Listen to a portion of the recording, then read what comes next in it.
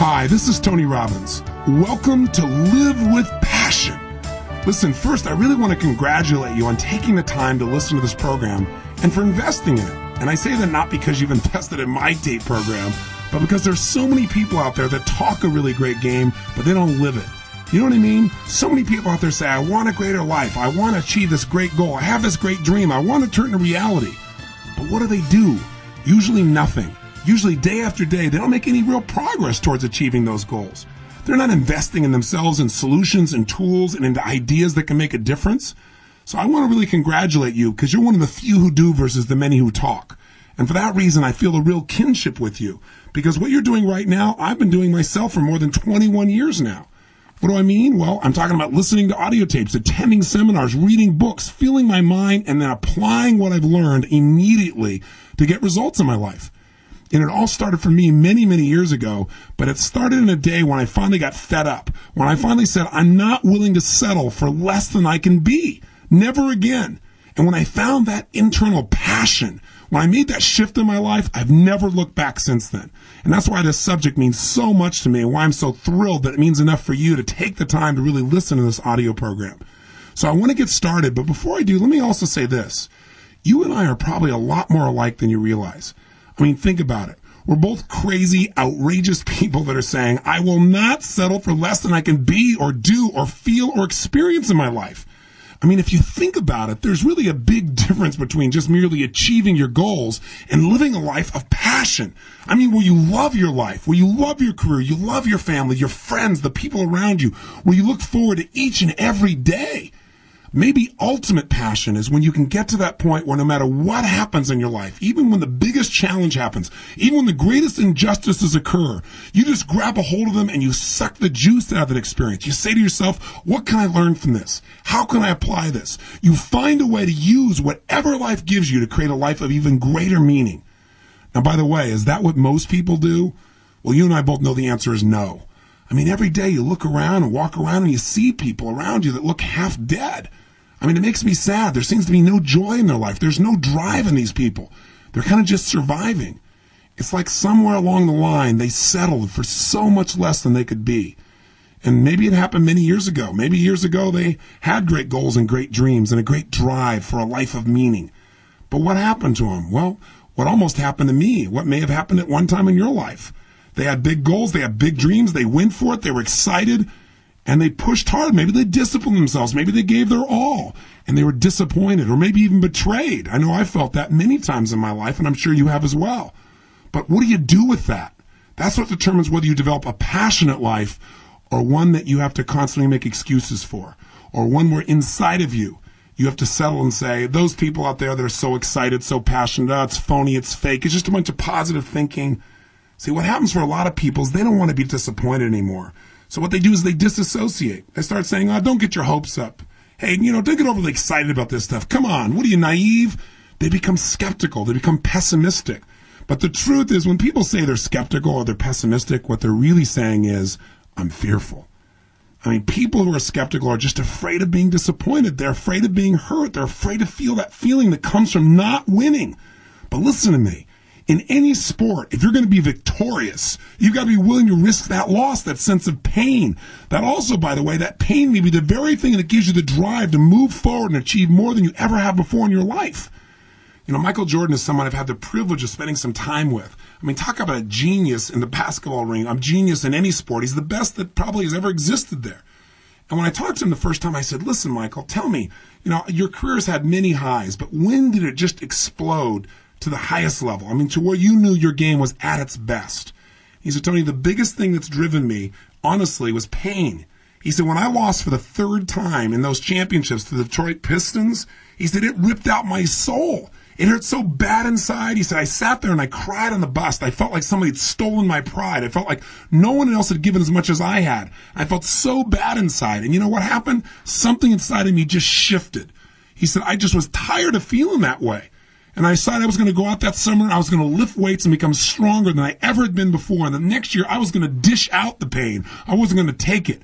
That we were going to win no matter what. He said, I converted all that pain into absolute drive. And you know what happened. He won 3 national championships in a row for the Bulls. Took a little break from basketball and came back and did it again. I mean, that's a real passion. Finding a way inside yourself when you're exhausted, when you're beat, when someone else seems to have more power or more skill or they're having more luck. And somehow you reach down inside and you convert the pain into power, into drive. Results in life don't come from being motivated. Results in life come from taking action, and that's where the rubber really meets the road. That's where the results really show up. So at the end of each of these tapes, don't just turn the tape off. Use the skill that you learn in that tape all day long. Now, I realize some of these skills will be brand new for you. Most of them probably will be. And when you're new at something, you're not good at it yet. But you know what? Do it anyway, even if you fumble at it. It's okay.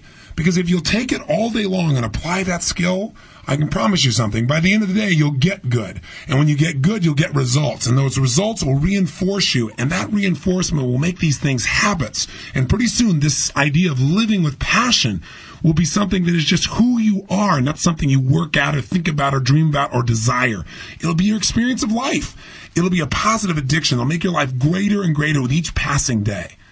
And by the way, I want you to know that I respect you. I know your life must already be great, or you wouldn't be pursuing ways to make it better.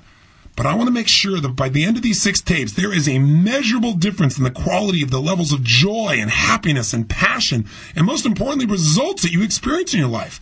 So let's get started. Let's not waste any more time. Let's begin to tap into those skills, into those understandings that can give us an even greater quality of life, an extraordinary life, a life filled with passion. Let us begin. The term I have for this session and the tool I want to share with you, I call it quality quantifiers. In fact, the term is much more technical than the actual tool itself, but I think it's an accurate term to describe what we're going to learn. And by the way, this tool is not so much that it's new or so innovative. It's just that once we're aware of it, it can change our life. Now, here's how it came about. Recently, I was putting together a brand new program called The Body You Deserve. And as I was designing the program, I got to the point of thinking about, okay, let's deal with one of the problems with people trying to lose weight, which is just the sense that they've got to have something now. You know that state where you feel like if you don't have it now, you're going to explode? I don't know if you've ever experienced that or not. Maybe not around food, maybe around something else. And I began to look at the dynamic of how that makes people overeat and try to identify what the cause was, so in one of the days I could really help them create a solution. And as I thought about it, okay, for someone to actually overeat, what has to happen first? First, they got to be triggered. And by the way, isn't this true of any behavior you want to change? Whether it's smoking or drinking, or whether it's getting frustrated or mad or angry or overwhelmed, something triggers us initially. So what kinds of things can trigger us? Well, it can be something internally triggered by us asking ourselves a question or focusing on something internally, or it can be an external cue. It can be something that we see or hear, something someone says, maybe a smell that triggers us. As soon as we're triggered, we go into a state. And when people overeat, I began to ask myself, what is the state they're in when they really overeat? I mean, when they gotta have that food. I realized it was a state of tremendous urgency, that the person felt like they gotta have it right now.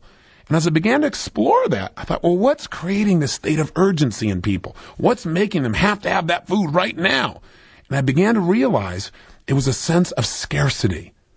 Suddenly this person began to feel if they didn't have something right now, they were going to miss out. They were going to be deprived. They weren't going to have what they really wanted most. And as I began to explore this, I said, okay, well, if somebody gets where they feel like they're missing out, human beings will do almost anything to avoid what? Pain. And missing out, being deprived, is major pain for most people in our culture. In fact, scarcity is what drives so many of our desires in this culture. The more scarce some things are, the more we want them. I mean, that's the challenge. When most people want to lose weight, what do?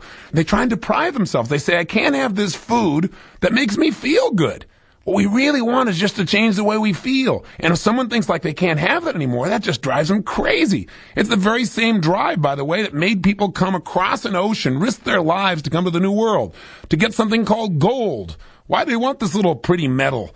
Why was it in such demand? Because it was scarce. Scarcity drives human beings crazy, whether it be in diamonds or in relationships. Some people, when they really want to be in a relationship with somebody and they don't think it's possible, boy, they really want to be with this person. They find this drive. They'll do anything. They'll take care of that relationship. They make it the priority. But once they're in the relationship, what happens? For some people, the law of familiarity begins to set in. They start to take for granted what's so close to them. Pretty soon, what they wanted is no longer scarce. They're around this person so much that they begin to take them a little bit for granted. So after a while, we'll see this relationship begin to deteriorate. But you know what's interesting, including in a relationship? If suddenly somebody else gets interested in this person they're in a relationship with, very often the person is no longer so familiar. All of a sudden they're a scarce resource again. All of a sudden the person starts paying attention. It's an interesting dynamic that we human beings have around this thing called scarcity. And boy, if there's any place it shows up, it sure does in food.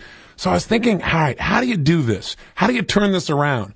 And I can only tell you my own experience. I can give you an experience of how scarcity was driving my family for a while. One day, our chef came home with a special treat after dinner. It was these fat-free cookies.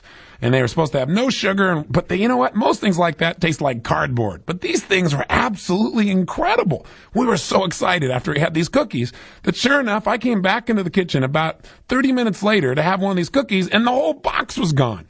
Everybody had hit the kitchen and wiped the thing out. Well, you can't imagine what that did to my desire for these cookies. All of a sudden, I wanted them more than anything on earth. And I was real frustrated, so I said, hey, tomorrow, go get a couple of boxes of these things. Sure enough, the next day, she came back in. I walked in there. She'd gotten 2 boxes, and they were already empty by the time I got home. I said, I want to make sure I had some of these cookies. Now I can't have them at all. I said, tomorrow, I'll tell you what I want you to do. Get 25 boxes of these cookies. I want you to fill up this entire cupboard, because when I come in here, I want to be able to cookie when I want it.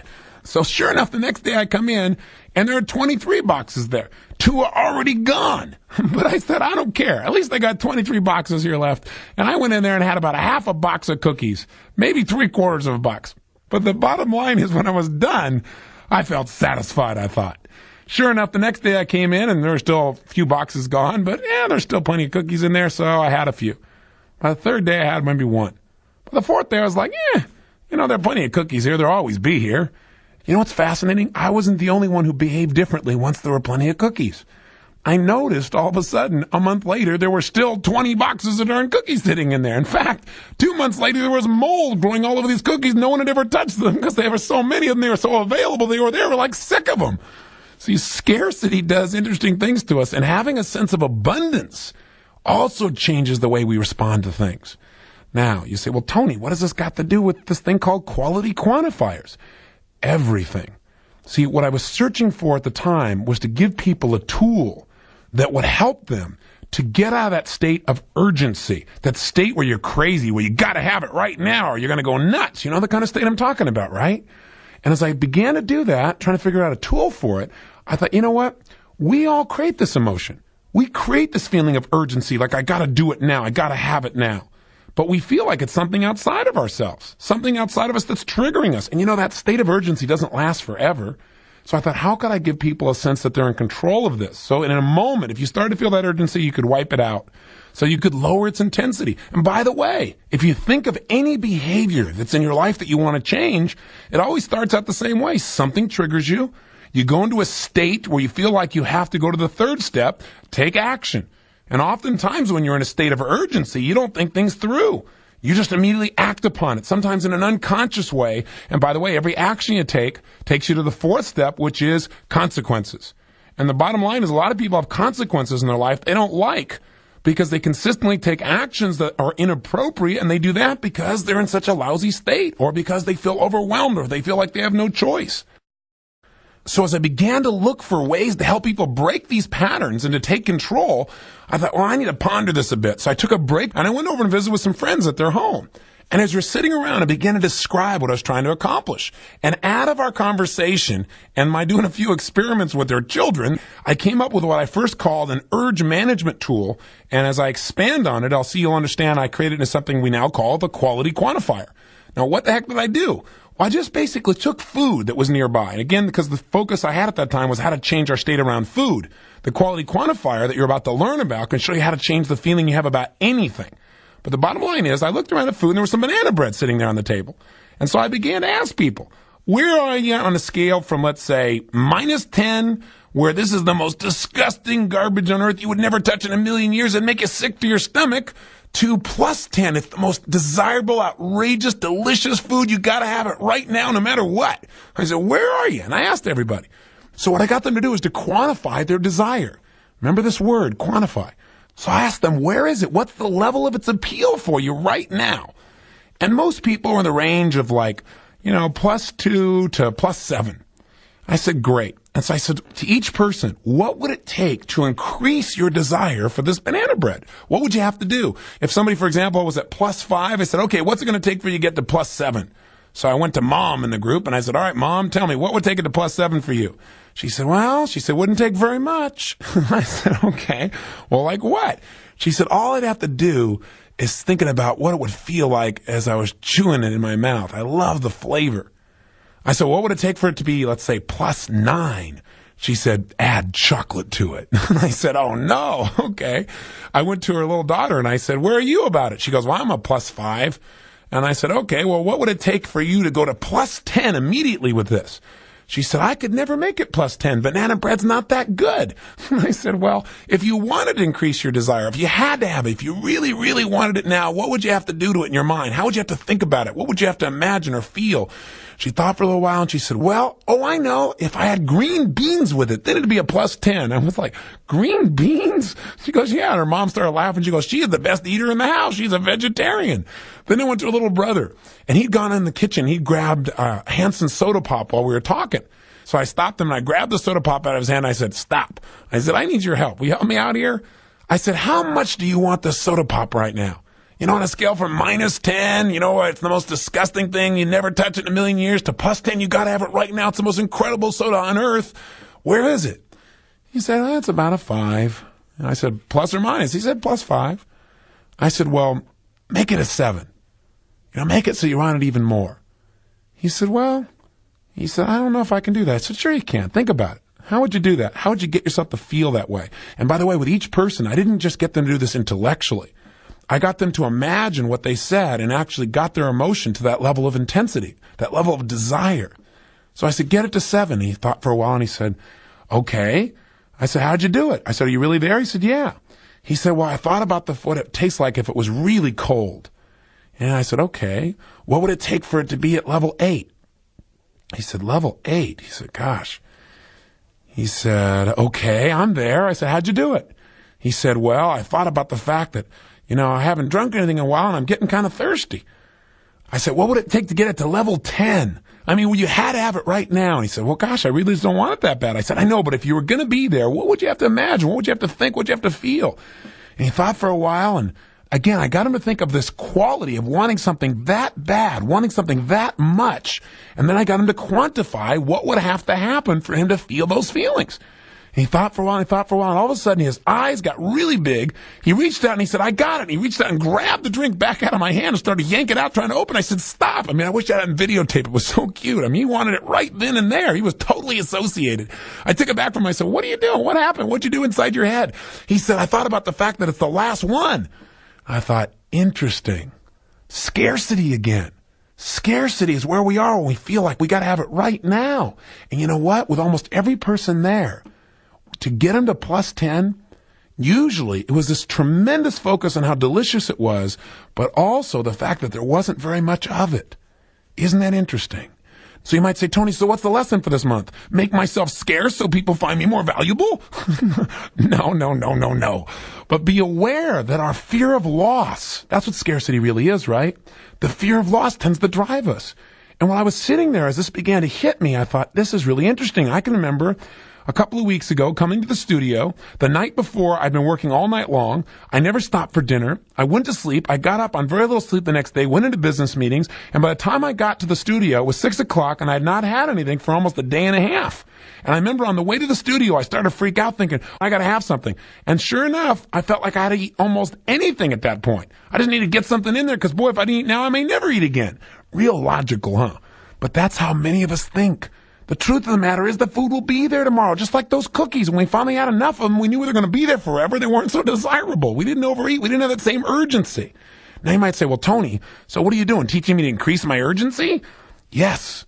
I want you to know how to increase your urgency to, for example, commit yourself to exercise. I want you to know how to increase your urgency for enjoying anything you do. Too many of us in life do things and we don't enjoy them. We do things every day. And yet we don't thoroughly enjoy everything about what we're doing. And you know what? Whether we enjoy something or not, whether we're having a peak experience or not, comes down to the fact that we have not decided we're going to have a peak experience, and we have not decided what do we have to do to make it a peak experience. Most of us never set that clear goal. Our goal is to achieve something. but not necessarily to feel the joy along the way. Now you might say, well, where are you going with this? Well, let me finish the urge management and I'll tell you. Okay? Let me show you something else that's equally important. Is it important in life for you to be able to lower your urgency, to lower your desire for things that maybe not be so great for you? The answer is obvious, isn't it? So I then turned to each of these same people and I said, okay, wherever you are, I want you to lower the intensity. I want you to get it so you don't like it as much. In fact, I took the little boy with his Hanson soda and I said, okay, make it a 0. He said, I can't. I gotta have it. He was still in state, which reminds me, if you really get where you gotta have something, the first thing you gotta do is break your pattern. Have you ever been in that place where you feel like you really gotta have something, you gotta have it now, and something distracts you, something gets your attention, and you know what, if you get caught up in something else, you lose the urge, don't you? It doesn't last forever. So I broke his pattern, teased him a little bit, asked him some questions, and finally I said, okay, go to 0. He said, okay, no problem. I said, how did you do it? He said, well, I just thought about the fact I need to get my homework done, and also there's this great program on TV. Oh, interesting. I began to look for patterns. How do we take ourselves from having to have something to changing? One way is to change our focus. Focus on something else. I said, okay, well, now that you're 0, get yourself where you think about the Hansons pop again, but you're at -2. I mean, where it's not just neutral. It's like, you don't want it. It just makes you think, this is terrible. I don't want to put this in my body. I don't want this. This wouldn't even taste good. What would it take to get it to -2? He said, oh, I can't do that. These things are too good. You couldn't get it to -2. I said, I know you can't, but if you could, how would you do it? And he thought for a while. I said, come on, you can do it. Sure enough, since I didn't let him off the hook, he came up with a way. And he began to think. I said, okay, are you there? And pretty soon he went, yeah. And you could see his face kind of start to frown a little bit. And I said, what'd you do? He said, well, I thought about it being really warm and kind of like when somebody opens it up and they've left it out and it's kind of flat. I said, oh, that would make it -2 for me too. Might even make it -5 for me. He said, yeah, I don't want that. I said, okay, now take it. So when you look at it and think of it, it's -5. He thought for a little while and he went, okay, I got it. I'm there. And you could see he started to kind of scrunch up his face even more. I said, what'd you do? He said, I added lemon juice. I said, okay. Well, I said, is there another way to do it? He said, well, yeah, I could also add chili peppers. I said, what would it take for it to be -10? He said, if you put green beans in it. I thought, oh, that poor mom, she's trying to please his whole family, right? I said, okay. I said, is there anything else? He said, well, if I thought it would make me sick. I thought, interesting. How does he get to -10? He's got to make it where he sees -10 is so painful. Remember what drives us. What makes us want something? The desire for pleasure or that we think it'll help us to avoid pain. What made somebody have to have it at level 10 because they thought, boy, if I don't have it right now, I'm going to miss out. I'm going to have pain. What makes it -10? If I have this, I'm going to have pain. I'm going to eat something that's going to taste so terrible. Or I'm going to get sick, which means I'm going to lose my freedom or I'm going to lose my health or lose my energy. And by the way, he wasn't the only one who did it this way. Virtually every person I dealt with, and I tried this little game with, this urge management game, every one of them was able to do this. They were able to increase their urgency and they were able to decrease it. Some of them did it by changing their focus. Some of them did it by adding things. Some of them did it by thinking about what it would mean to eat this food. Some people, for example, when they saw the banana cake, in order to drop it down to -2, they stared at it and noticed the different texture. Or they noticed it was brown and thought they don't like brown. Or they squeezed it and saw some of the fat squeezing out of it. They saw the oil on the paper and began to think about that going in their body and clogging them up. And some of them began to think like, well, it could cause me to have a heart attack. Well, you can guess that they went to -10 right away. See, the secret here is, I can describe this to you and you can understand it intellectually, but that's not going to change your life. What's going to change your life is using this simple little tool. When I created The Body You Deserve, I guided people through this process, and I'm going to kind of give you a shortened version of that here, just so you have an experience of changing your emotion. Because here's what I want you to understand. Why do people do anything? Why do they eat? Why do they drink? Why do they smoke? Why do they yell at somebody they really love? The reason we do anything is just to change the way we feel. And you know what? As an example of food, so often people are eating or overeating. What they're really trying to get is a feeling, a state change, an emotion shift. And what's interesting is it rarely works. It works for the moment, but then it disappears. That's why they got to eat more. Well, this is true of not only eating, but almost anything else. What you have to understand is what you're really searching for is a change in the qualities of sensation, the quality of emotion that you're feeling in a moment. And the only reason you're taking any action, whether it's to buy something or to try something or read or learn, is to make that change, to change how you're feeling, and or to give yourself the ability to do that in the future. But again, let me tell you the secret. If we don't have a target for what our desire is, if we don't consciously decide how we want to feel in a given situation, then we leave ourselves open to be triggered by whatever's happening in the moment, by the environment, by the smells that may be nearby, by what people say. In other words, if we don't direct our experience, if we don't have a very, very clear target and have a set of rules about what it takes to know we've hit that target, then we might be winning and feel like we're losing simply because we're not keeping score. I've said that so many times in these tapes with you, but there hasn't been a tool to actualize it. See, let me complete the metaphor with food, and then I think I can broaden it, because I know you probably keep hearing, well, what is a quality quantifier? The scale? Well, hang in there with me. We'll get to it. Hang on. Let's complete the idea around food, because I think you could probably use it in this context. At that point, it was still an urge management tool. It was, here's how you decide to change your emotional state. First, prove to yourself you can change your emotion, that you can go from totally wanting something to hating it in a few moments. And you know what's interesting, by the way? When you do this, when you go up to plus 10 and you give yourself permission to increase your desire, that's really good. It allows your brain to know, hey, that's not so bad. I can do that, and I'm in control of it. And you start noticing how you increase your desire. Again, you may discover the way you increase your desire is to think about things in terms of scarcity. Or you may determine that the way you do it is by focusing in depth about how great something's going to be and imagining it's a taste or what it's going to feel like. Or you may discover that the way you increase your desire is to add things to the experience. Noticing your pattern of increasing desire, you can take that same understanding and increase your desire to exercise by all of a sudden doing something else while you're exercising, maybe listening to music, or by changing your focus and imagining how you're going to feel at the end. In other words, once you discover the pattern of how to increase your desires, you can even apply it to things that you once thought were mundane, like making your phone calls or doing your paperwork. And that's when we're getting into the quality quantifier. But also, are there certain things you shouldn't do, certain distractions you shouldn't get involved in?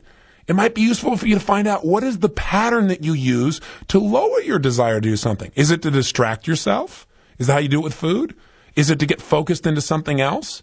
Is it to imagine the negative consequences of something? Is it to add something else to think like, oh, it's bad enough I got to make these calls, but I got to talk to Mary Sue too? Oh my gosh, now I feel overwhelmed. Now I'm at -5. Are you starting to follow where I'm taking you? See, the key to making long-term change is to understand our patterns and then to utilize those patterns rather than make them wrong. To interrupt the patterns that don't work and to utilize the patterns that do. And the truth of the matter is, there are places in our life where we must increase our level of desire, and there are places in our life where we want to lower it. Beginning to become aware of how we do these things gives us an incredible amount of freedom because it puts us in control.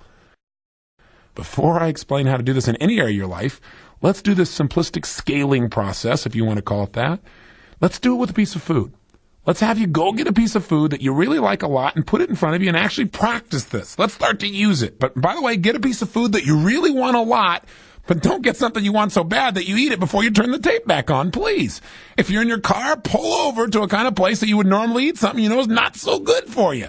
That's right. One of those, you know it's not good for you if you can drive through it. That's usually the first clue, okay? So just pull over and go to one of those places and grab some of that food you normally would, really, really want a lot, but you know is not so good for you, so I can show you how to make some changes.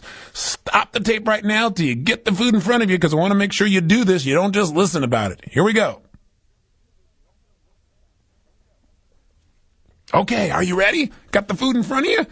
Listen, if you're still just listening to me and you didn't get any food, pull over and go get some darn food. Come on.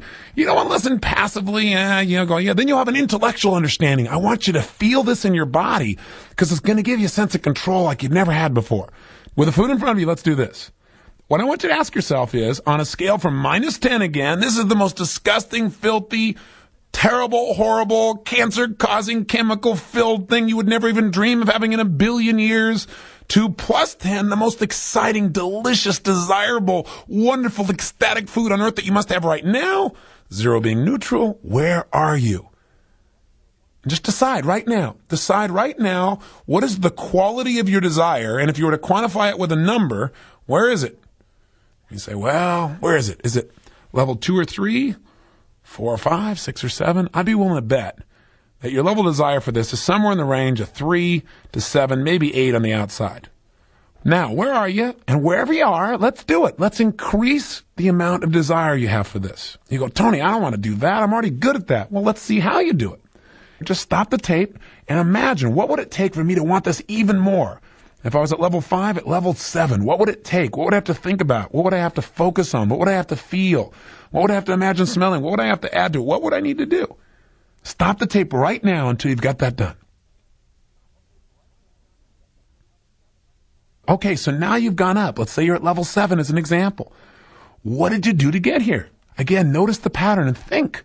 Is there any other place in your life where you have a hard time getting pumped up to do something, or you have a hard time getting yourself motivated to do something, where you could use a similar pattern to make it more enjoyable? Interesting. Now let's ratchet it up 2 more. If you're at 7, take it to 9. Now if we add 2 more and that puts you over 10, well then use 10 as your number. And what I want you to do right now, again, is stop the tape and do whatever it takes so that you feel where you have to have it. You got to have it right now. Don't eat it just yet. I know if you get yourself really to 10, literally the urgency may be at the level to absolutely grab it. But just wait until you turn the tape back on and I give you the next instruction. So stop the tape and get yourself up at least 2 more numbers. Okay, welcome back again. So again, the obvious question, what did you do? What brought you from 7 to 9 or whatever number you were? What allowed you to increase your level of desire? What was the pattern? What'd you do inside your head? What'd you think about? What'd you feel? What'd you ask yourself? What'd you focus on? How did you focus? Did you make the image really bright and colorful? Did you bring it close to you? Did you imagine being with somebody else and having a peak experience? Did you imagine it was the last one? Did you imagine if you didn't have this one now, there wouldn't be any left over? Did you imagine this was your last chance? What did you do? Begin to notice the pattern. And lastly, if you're not already there, put yourself at level 10 of desire. Stop the tape until you're there and you really absolutely want it right now. Okay, so I assume you figured out the pattern in this one already. You don't need me to guide you through that. So let's do the following. Take yourself from plus 10 in your level of desire and take it down right now to 2, plus 2. What would you have to do? And by the way, if you're so overwhelmed at level 10, just break your pattern. Take a deep breath in, focus on something else, forget about this food for a second, turn on the music, think of something you did when you were 5 years old. I don't care, anything to break the pattern. Think of a joke you once heard, turn up my voice so I'm a little bit louder, right? Do something to break your pattern, okay? And then bring yourself now down to level 2, plus 2 on a scale from minus 10 to plus 10 in your desire. And as you do that, think about what would take you there to just plus 2. Feel how you'd be feeling if you're at plus 2. Put yourself there. Imagine using the technique you've come up with. And when you get to plus 2, the obvious question is, what did you do? What did you get yourself to do to go from wanting it that bad to having mild desire for it? Yeah, that'd be pretty good.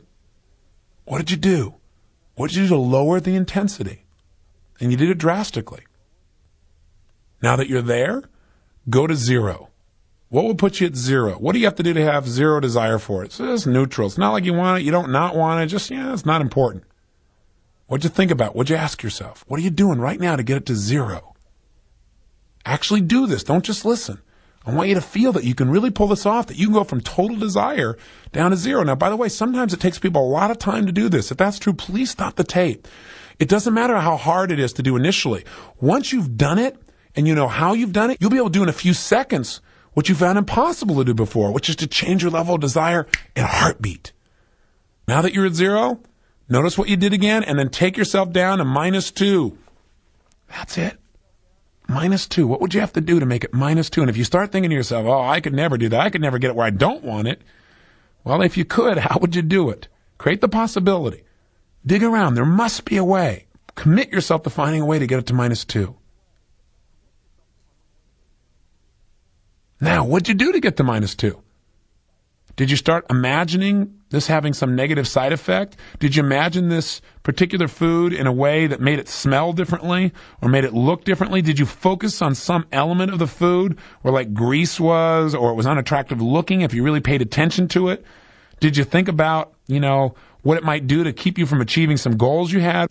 What'd you do to make it minus 2? And notice if there's a pattern here that you might be able to use in some other area.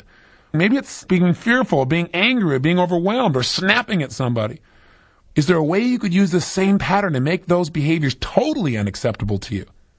Now move it down to minus 5. Go ahead. And if you need to stop the tape, do so. Get it down to minus 5. What would it take for you to just be so disgusted by this that it'd be at minus 5 on a scale from minus 10 to plus 10? 0 is neutral. Minus 5 is you absolutely can't stand this. You would never do it in a million years. Again, what are you doing to get there? Stop the tape until you're there. Fabulous. So what did you do? Again, this can sound redundant. I keep asking the same darn question, but we need to know. And is there a pattern? How did you increase your aversion for this food? How did you make it even more distasteful? How did you make the idea of it even be this negative where you don't even want it? Something that was plus 10 just a little bit ago. Continue with this process. Go to 7 and eventually get yourself to minus 10. And again, stop this tape until you absolutely are minus 10, where you couldn't even imagine putting in your body in a million years. It was just absolutely the most horrible thing you could possibly imagine. What would you have to add to it? What would you have to imagine? What would you have to believe about this food? And what it would mean to consume this food for you to be having it at minus 10. And again, this may be such a foreign idea. It's very difficult at first to get to, but work at it. The ability to get yourself there, everyone has it. Do it right now and turn the tape back on once you've gotten to minus 10. All right, you've done it. You're at minus 10. That's great. And this is something you used to absolutely have to have. Used to was like about 2 minutes ago, right? Now you're at minus 10. How did you accomplish that? My guess is that you either added something to it that would smell so bad or think so bad, or the mixture of the two is so horrible. Like a lady who liked chocolate, then she took clam juice and mixed it in there in her mind. Just the thought of that process did it to her. One woman, for example, thought about the fact that if she ate a particular food, her husband wouldn't get to have it. And for her, that would mean not loving him. It would be like the loss of love. People do weird things to this. Lots of people make it so they think of it like a poison, or they think it's going to cause them to clog their system with fat or develop a heart attack or a stroke. If somebody starts to think that this is something that is poisonous, whether there's a loss of health, a loss of freedom, a loss of energy, a loss of love, total loss of enjoyment, such physical distaste that it just made them want to vomit, anything like that, of course, people do it minus 10. And there are lots of ways to get there. Now, here's the key. You can go to any level of desire you want with this food now. Just right now, without even putting a desire, just think about the food and see where you go. Having gone to minus 10 and plus 10, what most people do, most people can find themselves in a positive range of 2 to 5 usually, but not much higher than that. Even if they are higher, they know they can go down immediately. If you've actually done it, and I sure hope you have, then you've experienced how quickly we can change the quality of our experience just by making a decision at what level of quality we want to have. That seems technical in language, but let me clarify again. What you did is you set a target of quality of feeling, a quality of sensations you wanted. And then you quantified. Now, what does the word quantify mean? Well, part of the definition of quantifying is to measure something, to make explicit what it would take to do there. So you quantified. You said, okay, I want to have a level 7 experience. You gave it a numerical rating. And that level 7 represented a certain amount of quality of feeling you wanted to have about that food, right? Whether that feeling was something of being turned off to it or being turned on. But also part of quantifying or measuring is making explicit what would you have to do for you to feel this way. That's what a quality quantifier is. Now, again, this sounds technical. You don't have to understand the exact words. Just give it a label, and let's discover what I'm really talking about by using it in another context. Here's what happened. After I started doing this with people, it was magical. First of all, I loved it. I started out just calling it my urge management tool. Hey, I can change my urges in a minute. Give me a piece of food. It was fun. Let me run it at the flagpole of desire. Let me run it down into the dirt. I don't want it at all. It felt so good to be totally in control and to show other people how to do it. And it was so interesting. At every dinner I was at, I was showing people how to do this, and people would kind of go into trance and go, wow, that's really great. I can feel the difference in my body right here and now. So then I got so excited about it, I said, okay, how do I generalize this? Is there another area besides food where I can use this urge management tool? Maybe it's more than just urge management. So I thought, well, I'm using this scaling system. What is it about that works? And then I got it. And it's like the bulbs flashing off of my head. Listen, the number one way to increase the quality of your life is to raise your standards. See, that's how life changes. If you've listened to me before, you know I've talked many times about the 3 things that change your life long term, not just for the moment. Number 1 is raise your standards. Raise what you demand from yourself. Raise what is a must for you. None of us get our shoulds. We should lose weight. We shouldn't eat certain things. We should be happier. We should have more fun. We don't really do it. We just should all over ourselves, right? But we always get what we must have. So what this great thing about this tool is, we're deciding. We're flat deciding this is what I must experience. I must be at level 5, or I must be at level 10, or I must be at minus 5 around this idea or concept or food. And then what we're saying is what has to happen for me to get there? And you know what? This employs 2 tools. Raising your standards, getting very specific about what you want, and then asking the right questions. And asking you shall what? Receive. I began to realize this tool, by setting a target and then asking myself what has to happen for me to be there, is causing me to raise my standards, and it's causing me to ask the questions that give me the answers I need to actually experience what I want. In other words, you could have always hated this food. You could have always loved this food at whatever level you want. But unless you take conscious control, you end up with whatever the world gives you. In essence, what we're doing is simply this.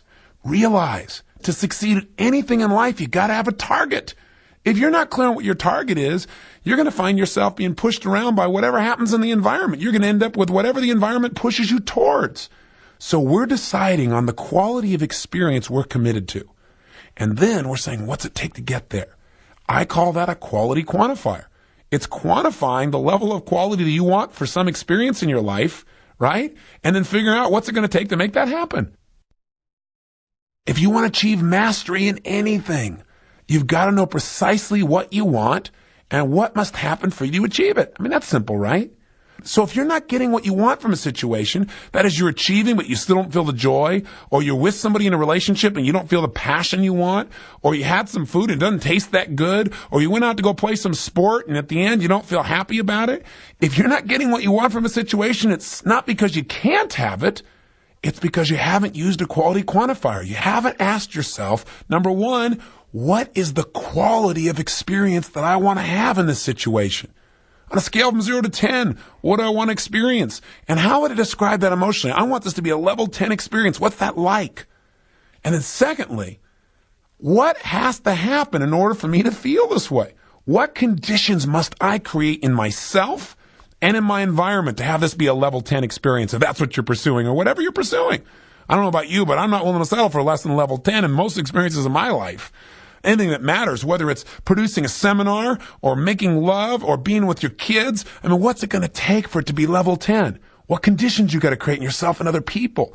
And you've got to make sure to have a well-formed quality quantifier for this to be something that really works.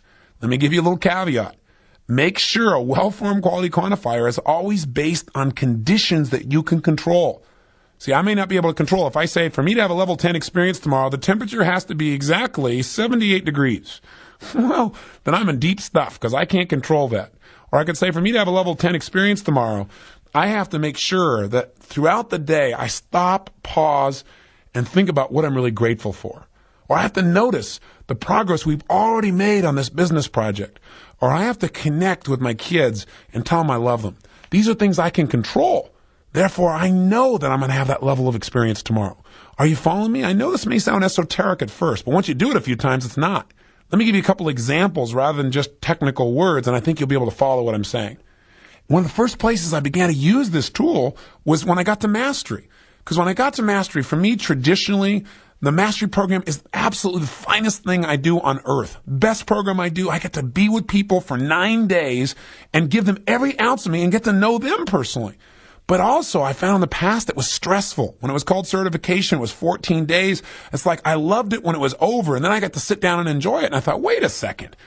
This time, I'm going to decide to not only make sure everybody else has a level 20 experience, which is the standard I hold myself to. I try to figure out how to drive people crazy with joy and passion, excitement, give them experience they'll never forget for the rest of their life. And it works.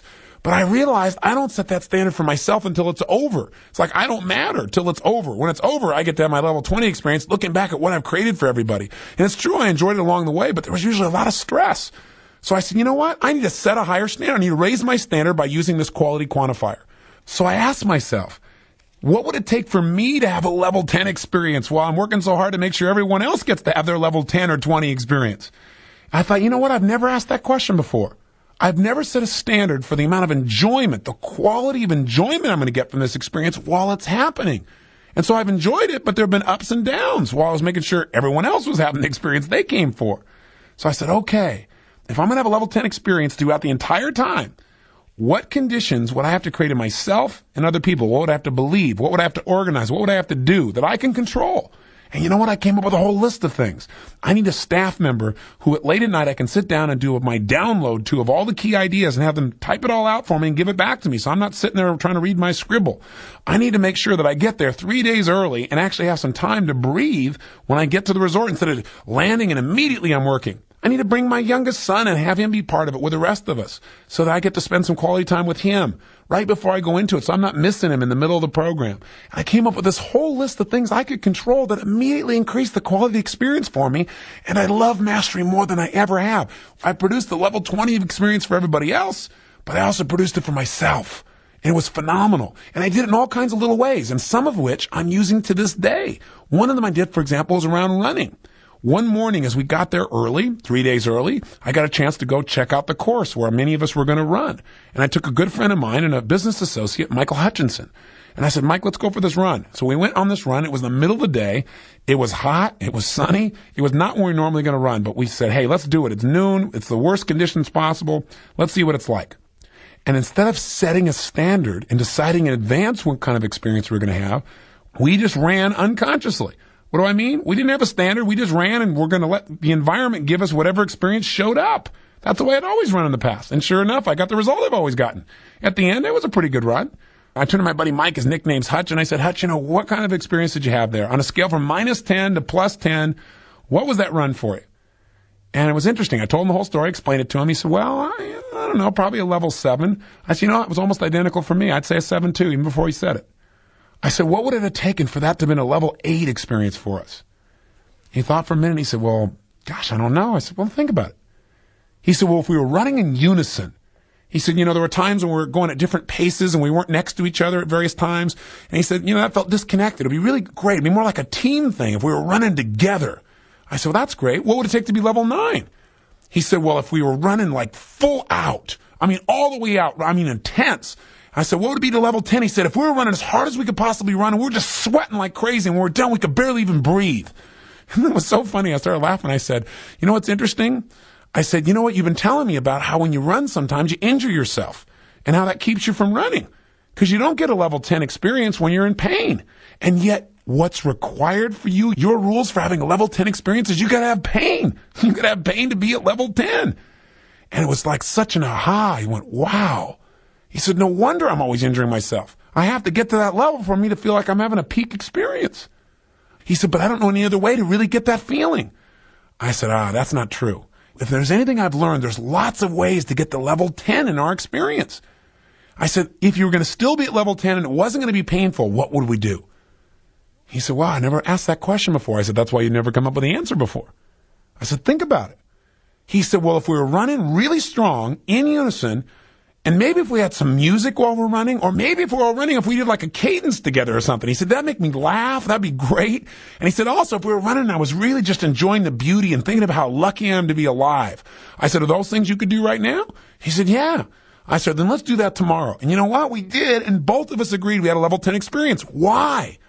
Number one, we decided in advance what kind of experience we're going to have. We quantified it, and we just determined the exact conditions that we would create, that we could control, that would give us that experience.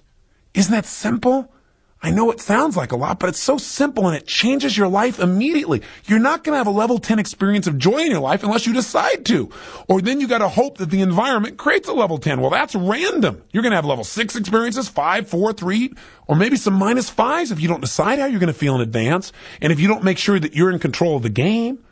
By the way, when I went to Mastery, this tool was invaluable. We had lots of people who had never run before in their lives, and they wanted to go exercise. Well, one man said, I can't do it. So I asked him, where are you in a scale from -10 to +10? Explain the theory to him. He said, I'm at -7. I said, why? He said, well, when I think about doing it, I think I might have a heart attack. Why? Well, years ago when I was exercising, he said, I overdid it and I started feeling these pains in my heart. And I said, well, have you been to a doctor? He said, yeah. He says, I'm fine now. He said, I was really overweight back then, all kinds of problems, but I can't run. It'll mean that same thing to me. I'll die. Well, I'm sure that's pretty close to a -10 experience for most people.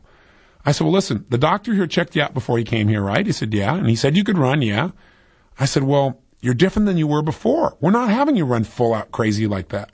I said, let me ask you a question. I said, if your doctor says it's okay and you really wanted this to be a +10 experience, how would that happen? I said, don't go to +10. That's too big a jump. What would it take to take it from -7 to at least a +4 experience? And he thought about it, and he came up with some things. And I said, then +7. And gradually, we got him to +10. He went out the next day, and he came in, and a couple people asked him, he said, what kind of experience do you have? He said, +13. He said, I surpassed what I want to do. I love this. Most fun I've ever had in my life, because I figured out what it would take to win the game before I started. Doesn't that make sense? We all deserve to do that. And I want to point out something else that's really important here. And that is, it's important not only you have a level 10 experience, but the people you work with ideally, so that you don't just feel really good and everybody else around you is bummed out. So I'll give you an example. When we went to Mastery, we're doing it at the Hyatt Waikoloa, $750 million resort on the Big Island of Hawaii. Phenomenal place. We've been there twice before, and the hotel really loves us. We bring them a lot of business, but also our people really take good care of them and vice versa. So we've enjoyed being there. But one of the things that makes us successful is we always do a pre-convention meeting where we bring in all the top executives from the Hyatt, all the managers, and we sit down and try and describe to them, okay, this is what we're going to do this year. This is who's going to be here. These are what are some of their special needs and desires are. How can we work together? What are some of the synergies we can create? And it's helped a lot. But you know what's interesting? There have always been a few people, anytime you get this many involved, who have expectations that can't be met. In other words, what it's going to take for us to have a level 10 experience might be different than what they need for a level 10 experience. How do you work that out? Well, what I did is I explained this whole idea of quality quantifiers. And I explained to them how I used it with urge management with food and had them kind of play with it a little bit with their coffee in front of them. And it really worked. And they got real excited about it. So I said, now let's try it this way. Right now, you know we're coming in. We're bringing in 1,000 people from all over the world. We've been here before. Where are you guys on a scale from -10 to +10 about us being here? I said, as if you're actually going to tell me the truth. I said, but seriously, tell me. And I made them laugh a little bit. I said, let's go around the room. And I went to each manager, each executive. And the room was filled with about, 60, 70, 75 people. So we went around the room and I said, where are you? Tell us your name. Tell us what your job function is and tell us where you are. A bunch of people started saying, well, I'm at 10. We're at 10 plus. We're at 20 with you guys. Some of them were sincere. Some weren't quite as congruent. So I said, stop. I said, listen, I don't mind you guys being at -5 about us being here because I want to know that now so I can figure out what does it take for us to have a 10 experience for you. Because I don't want you just to meet our needs. I want this to be mutual. So one person I knew we were going to have a challenge with is we got to the chef. And the poor chef, whenever we come to a seminar, our timelines tend to change drastically during the midst of the seminar because we might be getting hot onto a topic or some interruption happens or we decide to do something spontaneously and it screws up the chef's entire schedule and he's trying to cook for 1,000 people. So I got to him and I smiled and I said, where are you on a scale from -10 to +10? He said, honestly, and I forget what number he said, but it was something like a 3. And I said, well, what's it going to take for you to be at a +10? He said, for all the meals to start exactly at the time we agreed to initially. Now, the problem with that is that doesn't allow me to create a +10 for somebody in the environment because part of what makes it powerful is the spontaneity that we create inside the seminar. So I said, you know what? I said, I want you to have a +10 experience. And I said, I need you to understand, and I explained to him why we need that spontaneity. I said, as long as that's what it's going to take for you to have a +10 experience, you're going to be unhappy. You're going to have a +3 or a -3 experience the way you're talking. So I said, I want to support you, honestly. How could we have flexibility in the schedule where we might change the time within an hour or two and still have it be a +10 experience for you? Because I'm committed, if there's anything within my control that I can do to help you to do that. He said, well, the truth is, now that I think about it, if everybody just loved the food, it'd be a +10 experience for me. He said, if the majority of people really loved it, and I got to hear that they really loved it, and I got to see that feedback. He said, if we could find a way to keep things warm so they didn't cool off or the quality of the food didn't go down. I said, well, how could we do that? And we came up with a series of strategies. One of the things that made me most happy out of the whole training was not only did we give the level 10 experience to the people who came to the seminar, but I got to see the chef on the last day just as I was leaving. And he came up and gave me this big hug. And he said, level 10 and above, with a big smile. I said, really? He said, absolutely. He said, it really worked. See, I think it's really important in life that we don't just think of how do we get a level 10 experience out of something, but we got to remember the importance of synergy. We've got to understand that how other people feel is important too. If you can't make yourself have a level 10 experience, you sure as heck can't help somebody else. And you can't be responsible for everybody else, but you can sure help. So this tool that I'm sharing with you, I hope you'll use it not just on yourself, but maybe you can help somebody else. Maybe you can find somebody who's having a tough experience, say, hey, what would it take for this to be level 10? And their first reaction might be nothing. Or, well, everything has to be perfect. Say, well, what if it wasn't perfect? There's another way to get to level 10. How would you do it? Or at least a 9 or an 8, or just increase them from where they are. It's so valuable to ask somebody, where are you on a scale from 0 to 10? Where are you really right now? And have them tell you the truth. I'm at a 4. Well, really? Well, what would it take to be at a 6? That's not too big a jump. Think in terms of how to use this tool for those you care about, for those you do business with, for those people you're surrounded with. And I got to tell you something. The best way to really use a tool is to teach it. If you go out and start sharing this with other people, you're more likely to apply it. So I encourage you to do this. And know that this doesn't just work in areas like business. It doesn't just work with your running. and it works with your intimacy. There was a woman at the seminar who was really upset because she says she never feels intimate or even slightly attracted to her husband. I said, on a scale from -10 to +10, where are you in your level of attraction, of wanting to be intimate, of wanting to make love to him? And she said, most of the time, -2. I said, well, has there ever been a time you'd have been above that? She said, the highest I've probably ever been with him is +2. I thought, I'm sure glad he's not here to hear this. But I said, okay, well, can you give me any idea why you've never had a +2? She goes, oh, I don't know. I said, well, have you ever felt more than +2 towards a woman in terms of attraction? And she said, no. I said, okay, that's good. Well, how about, well, let's do this. Maybe you've had no experience being at higher than +2, but you know what? I bet in the back of your brain, you know how to be at a higher level. If you would just create the possibility. I said, if you were totally committed to having a +6 experience, where you felt that level of attraction, not +10, not +8, just +6, what would you have to do? What would you have to believe? What would you have to think about? What conditions would you have to create in yourself or in the environment? She said, well, I'd have to stop being so uptight about it being an act. I said, interesting. What else? Well, I'd have to start realizing that this is really an expression of real love. I said, I said, what else would you have to do? She said, well, I'd probably have to make it feel more romantic. Because, all the men I've ever been with, it's never been really romantic. She said, maybe if we create an environment like a warm bath with candles. I said, where would that put it? She goes, gosh, that alone would put it at level 6, maybe 7. And then she started to get excited. You know why? She started asking a new quality of question. A new quality of question gives you a new answer. And gradually we got her up to +10. At the break, she ran out and came back and reported. She called up her husband and said, guess what? Hope you're prepared for me. I'm going to be home in a few days, and I don't know if I can last that long. You might have to come out here. She said, I got some surprises for you. See, we've got the answers if we just set a high enough standard. If we just start measuring where we are and being honest with ourselves and then committing to go another level and believing and knowing there's an answer that can take us there. It can work in any area of your life. You might say, well, Tony, this sounds great, but let's say I want to have a level 10 experience of doing my taxes. How in the heck could I do that? I'm not going to come up with ways to do that. Great. Start with where you are. The key always is to do 3 things. I've talked about these so many times. Number 1, see it how it is. Okay? See how it really is. Where are you right now? Don't kid yourself. See, I used to just, oh yeah, I'm really in great shape. No. Where am I really? It's good to know where you are to start with. Quantify it. Give it a number. Scale from -10 to +10. Where are you about doing your taxes? I'm a -2. Great. Now, don't try to jump to level 10. By the way, you may not even be committed to having a level 10 experience doing your taxes. Maybe it'd be great if you had a level 7 experience of doing your taxes, right? Or maybe even an 8. So then ask yourself, okay, what am I committed to having? And then graduate it. Say, okay, if I was going to go from -10 to at least neutral, what would I have to believe? What would I have to do? What environment, what conditions would I have to create inside myself in terms of my beliefs? What I'd be saying to myself? What I'd be focused on? How I'd be sitting? Where I'd be doing it? Would I need to get somebody to help me? What would I have to believe about this process? What would I have to do in the environment itself so I would enjoy it? Then say, okay, what would I take to be at +2? And you know what you just got to understand and what you got to trust is I can talk to you about this all day long. I can keep giving example after example, but the truth is the way you're going to know this works is by doing it. So if you did the exercise earlier, you know it worked with changing your level of desire. You can do this in any environment. Ask and you shall receive. If you set the standard and ask the question, you'll get the answer. But demand the answer. Don't give up too soon. That's the key here. By the way, you've been doing this throughout your life. You just haven't been doing it consciously. Again, it's just like questions. It's just like transformational vocabulary. There have been times in your life when you've had a great experience. You just didn't ask yourself what made it so great. Here's something I normally hate, and one time I enjoyed it. I went out and exercised, and I turned music on. Wow! I learned something. Turning music on makes it better. Well, guess what? You now have another tool. You have a way to increase the quality of your experience. While you're running, you get to listen to this music. That's pretty simple.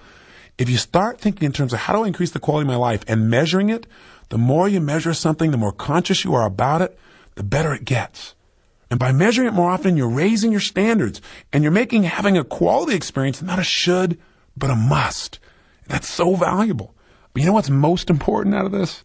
Is for you to realize that no matter what you're partaking in life, what experience you're taking part in, even those things you once thought were horrible, you can change the quality of your experience. You can't always change what you have to do, right? You still got to do your taxes. You still got to make the calls, right? You still got to sometimes spend time with somebody that used to annoy you, and you can just go do that and not enjoy yourself like most people in life, or you can have a greater quality of life by deciding that in this situation, I'm going to have X experience, I'm going to level 10 experience, whatever it is, and in order to do that, I got to get curious about this person. And in order to do this, I'm going to do my paperwork in my jacuzzi. And in order to do this, I'm going to do X, Y, Z. Are you following me here? It's so important to know that no matter what you do, if you're picking up trash, you can enjoy it. Because a lot of life requires we do things maybe we're not so thrilled about initially. But we can still have that joy. And I think part of that belief for me comes out of a reference experience I had. I wasn't doing it consciously. Many years ago, I had some partners in a business, and they got very involved with a particular philosophy. And this philosophy involved a guru that they were following. Well, I was real turned off by this, to say the least.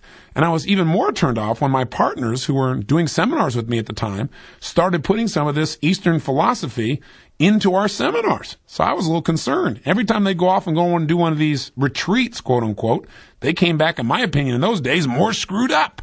So I was real concerned when they said they were going to go to India. So to protect my interests, I decided to fly with them so I could keep an eye on them, make sure they didn't lose it and go off into guru land. Well, long story short, we get to India, unbelievable flight. We go through Bombay, one of the dirtiest cities on earth, and I'm like, oh my gosh, what am I doing here? And then we go out all these hours and hours and hours to this little village where they have this ashram. I immediately find housing outside the ashram. And sure enough, though, every morning I got to go have breakfast. So I go over to the ashram to have my breakfast. And I'm avoiding being around because I don't want to be in this environment. And I also know that there's this thing that everybody's supposed to do at the ashram called seva, which means work for the guru. Basically, it means work for free. I figured seva means you save a lot of money by having a lot of people do the seva stuff, right? So sure enough, I'm hiding out. And one morning I'm out there for breakfast, and one of the monks spots me and says, come here. He said, I've not noticed you before. He said, I haven't seen you at seva. I said, that's because I haven't been there. And he said, well, you got to do seva if you're going to stay in the housing. I said, I'm not part of this thing. He said, even though you're paying is not enough. You have to give some time each day where you work and you give back to the ashram. It's a communal environment. I'm like, oh, well, all right, what do I do? He said, well, report to the seva office and they'll give you an assignment. So I'm thinking, oh man, what am I doing here? What have I got myself into? So I get out of the office. I come up there and he looks at me and says, big, strong man. Oh, how big are you? I'm 6'7".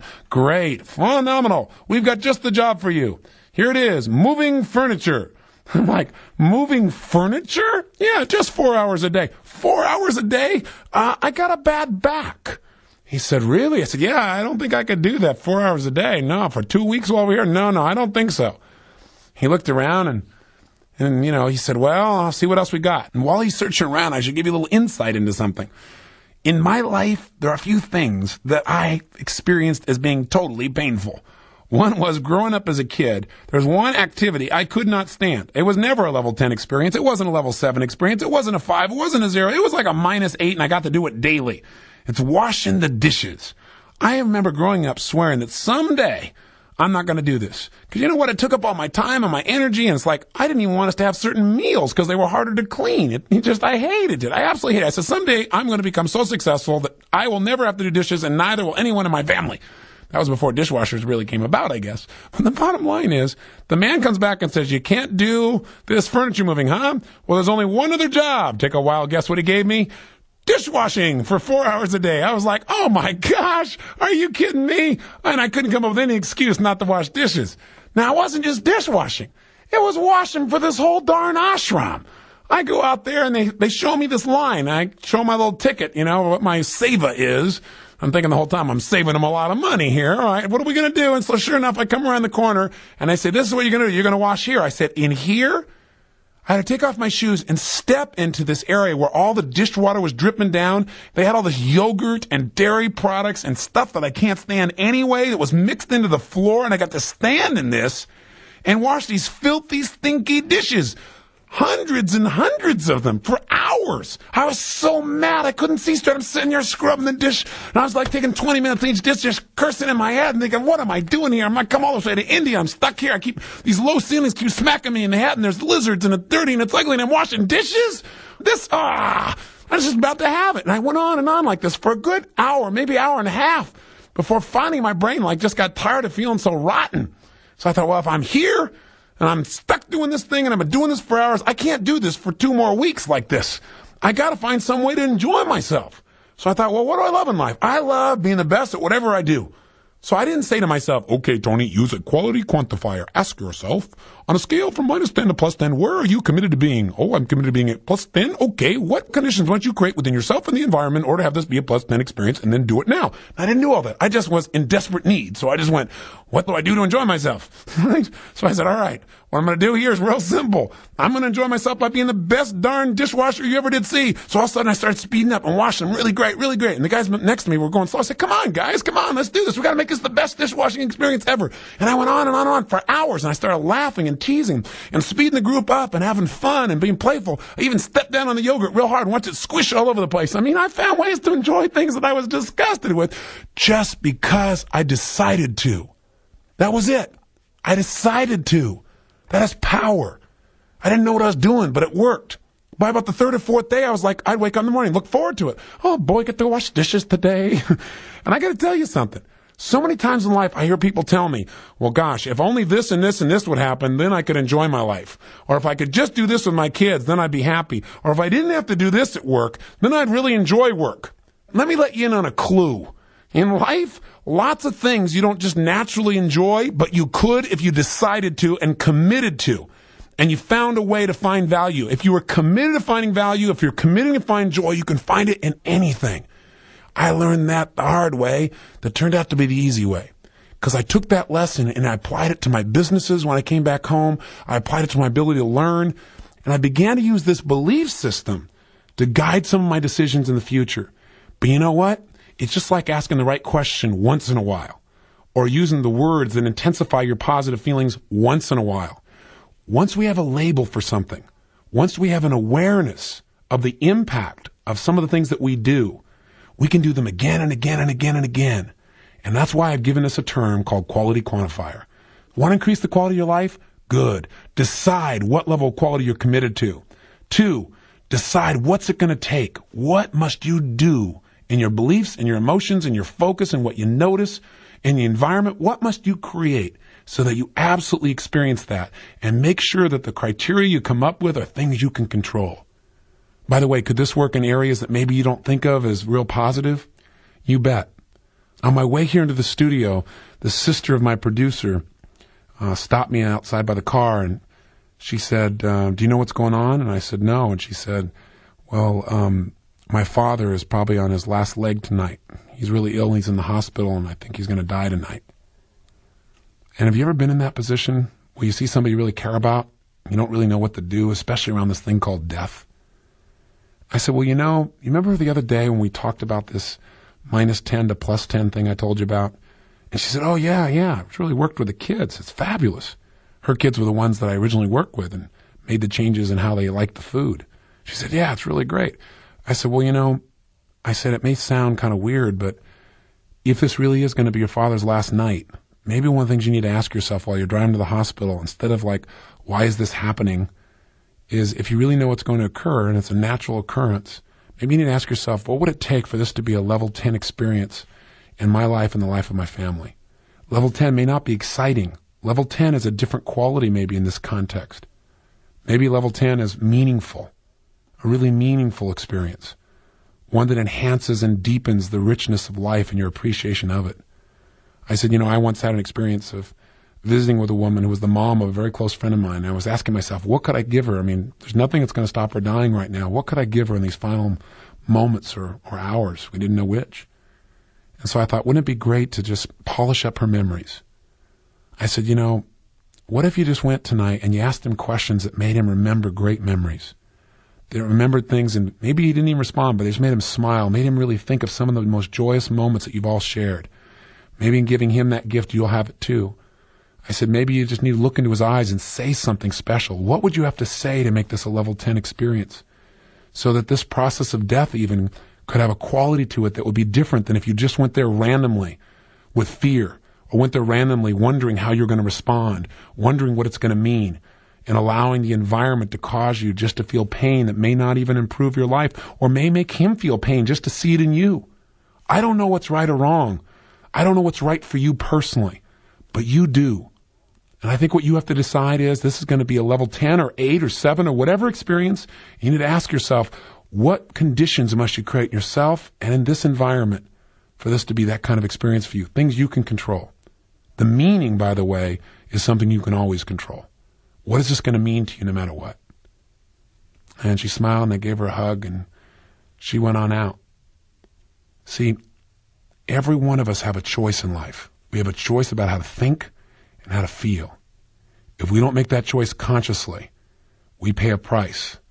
And that price is to allow the environment to determine how we feel. Right now, as we travel across this country, I see a tremendous number of people who are living in fear and uncertainty. They have a sense that they're no longer in control. Not just about their personal lives, but about the economy as a whole, about the future.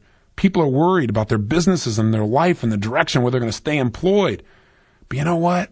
The truth of the matter is you can have a level of 10 experience out of anything. 2 men get fired from their job as cartoonists, and there's nobody else at the time who really employs cartoonists. It seems like such a horrible experience, except they decided it was going to be a level 10 experience. They decided since there is no other employment out there for cartoonists, that's a tremendous opportunity. So they go out and start a cartoon firm of their own. Their names are Hanna and Barbera. Today, they're the largest producers of cartoons in the world, and they're doing what they love most. Remember, what something means will be controlled by what you decide for it to mean. Remember that as you look around the environment, what seems horrible to everybody else will be horrible to you too if you just allow everybody else to teach you how to think. If you set a higher standard for yourself, if you decide no matter what happens, I'm going to pull something out of this experience that's going to empower me, that's going to make my life richer and better. And during the process, I'm going to find a way to find some joy or some meaning. If you make that decision and you ask what's it going to take, and you don't settle for anything but answers that you know will work, that you can control, I can promise you an increased quality of life for the rest of your life, no matter what happens. The point is simple. You have in your hands right now a very powerful tool that is so easy to use. The key question is, are you just going to listen to this? Are you going to say, yeah, that neat little idea, that quality quantifier, I ought to think about what the qualities are I want. I ought to quantify it with a number, and I ought to ask myself what I should do. But yeah, it seems like a lot of work having asked these 3 questions. No, what's a lot of work is having to suffer through the emotions you don't deserve to have just because you didn't think about things consciously and set a standard. If you do this, you'll develop the habit of not only using quality quantifiers, but the habit of never settling for less than you deserve in your life. After all, isn't that why you take the time to listen to these tapes? Isn't that why you pursue the new knowledge? You want to increase the quality of your life, the richness, the joy, the passion, the feeling of being alive. You deserve this. Give yourself this gift for the next 30 days. Use the quality quantifiers and develop the muscle that constantly increases the quality of your life. Do it and live it.